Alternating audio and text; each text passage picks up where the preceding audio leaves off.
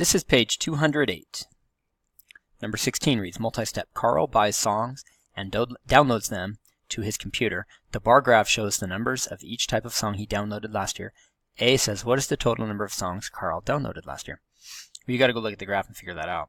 Country was 15. You see this graph that goes out to the 15 here? So 15 country songs, 20 rock songs, 5 classical, and 10 world. We're just going to add those up. 15 plus 20 is 35, plus 5 is 40, plus 10 is 50. 50 total songs. Question B reads, what fraction of the songs were country? Find the fraction for each type of song, write each fraction in simplest form, and give its percent equivalent. So we have a lot to do, but it's not really that hard. I'll show you what to do. But we're supposed to do that. I know it starts by saying country, but then it says find the fraction for each type of song. So what we're going to do here is we're going to do all of them. We're going to start with country. And what is the fraction? The fraction is 15 out of 50. Now it's 15 because that's what this is. It goes up to 15 right here. And it's out of 50 because there's 50 total songs. This 50 right here is going to be our denominator for all of them. Now we have to do two more things here. We have to write the fraction in simplest form, which I haven't done yet. So I'm going to write equals. And I'm going to simplify 15 and 50. 15 and 50 share a factor of 5. 15 divided by 5 is 3. And 50 divided by 5 is 10. And then the last thing we're supposed to do is find the percent.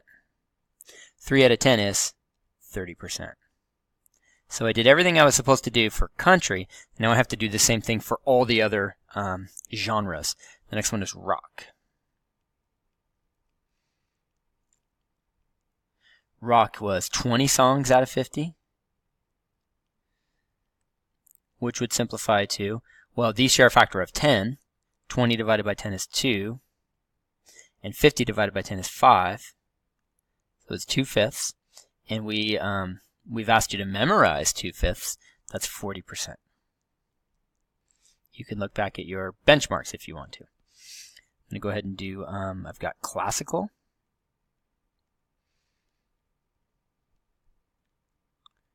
Classical is 5 out of 50. 5 and 50 share a factor of 5. 5 divided by 5 is 1. And 50 divided by 5 is 10. And if you look on your benchmarks, you know that 1/10 is equal to 10%. And last is world. And world is 10 songs out of 50. And that simplifies to 1/5 because 10 divided by 10 is 1. And 50 divided by 10 is 5. It's 1/5, and 1/5 is 20%.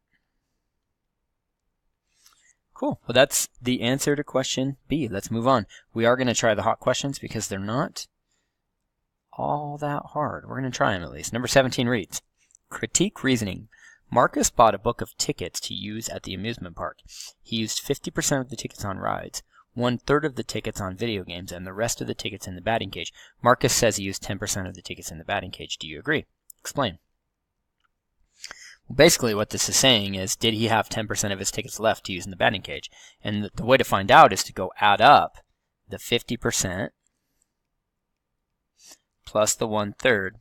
The problem is we can't do a percent plus a percent plus a fraction, so what we need to do is go convert 1/3 to a percent. And if you look at your benchmark from a couple pages ago, you know that 1/3 is equal to 33 1/3%. Or it's equal to 33.3%. Now really, for the purpose of this question, we could round it because it won't actually really matter. We're going to draw a conclusion independent of that 0.3. So I'm going to go ahead and round that 0.3 off and call it 33%. Because this is an appropriate time to do that. So he used 50% of the tickets on rides. And he used 1/3 of the tickets, which is 33, on video games. And he used the rest of the tickets, which he later said was 10%, on the batting cage. Does that seem right? Well, in order to see if that seems right, you should add those up. And what do you get when you add up 50 plus 33 plus 10? Well, 50 plus 33 is 83, plus 10 is 93. And there's a problem, because they have to add up to 100. And so the problem is that he was wrong right here when he said he used the rest of the tickets on the batting cage, which is 10%. It's just not true. It's not 10%. What does it need to be? I'm going to go ahead and change it to red. It's not 10%, because it has to add up to 100. So if that has to add up to 100, then 10% doesn't work. It's actually going to be 17%. So it says, do you agree and explain? And I would say something to the effect of,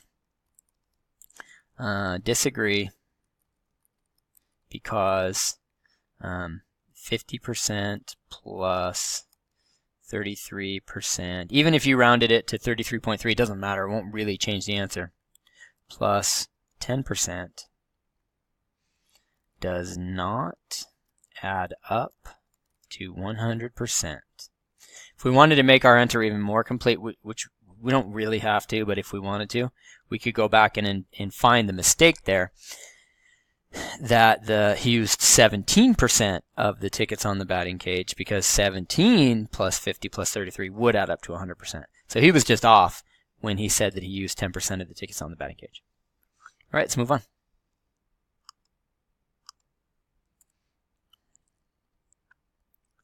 Number 18. This is a really cool problem. It says, look for a pattern. Complete the table. We've done this actually multiple times, so I kind of hope you know this one by now.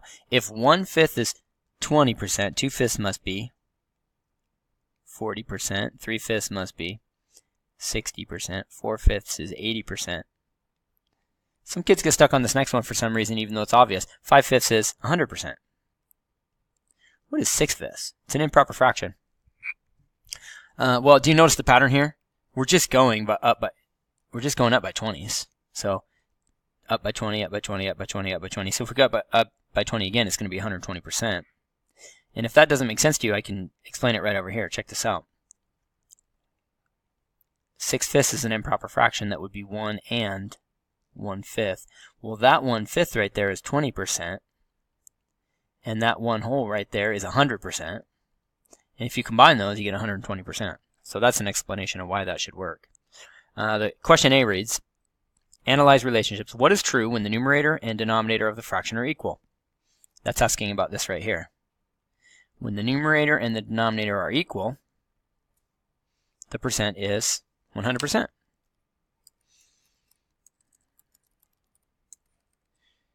When the numerator, I'm going to say, is equal to the denominator, the percent is 100%. There's a second question, so we're going to go ahead and just go right into it. The next question reads, what is true when the numerator is greater than the denominator? That's asking about this one. Well, I want you to notice what's not true about when the numerator is smaller than the denominator. When the numerator is 1 out of 5, it's 20%. That's less than 100. When the numerator is 2 out of 5, it's 40. That's less than 100. 3 out of 5, 60%, less than 100. 4 out of 5, 80%, less than 100. 5 out of 5, when the numerator is equal to the denominator, it's equal to 100%. What about when the numerator is greater than the denominator? The percent is greater than 100%. That's what we're trying to get you to recognize here. When the numerator is greater than the denominator, the percent is greater than 100%.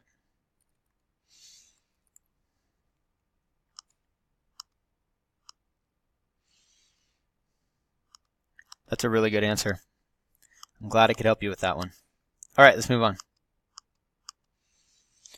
Question B reads, what is the percent equivalent of 3 over 2? Use a pattern like the one in the table to support your answer. So if we're going to use a pattern, we're just going to start with 1/2. 1/2 is equal to 50%. And the next one would be 2 over 2. What's 2 over 2? It's equal to 100%. So what's 3 over 2? 3 over 2 is equal to, well, what are we going up by? we're going up by 50s. Not to mention, I just showed you how to do this. If you do it over here, 3 over 2, what's that equal to as a percent? Well, as an improper fraction, as a mixed number, it's 1 and 1/2. And this 1 whole right here is 100%. And this 1/2 right here is 50%. So it's going to be equal to 150%. If you just make a table like that, that's good enough. I guess it states it right here. If you do that, you kind of did everything, because it says, what is the percent equivalent of 3 over 2? It's 150%. And then it says use a pattern like the one in the table to support your answer. I already did that. So if you have something like mine, then you're good to go. Okay, great job. You're done with page 208.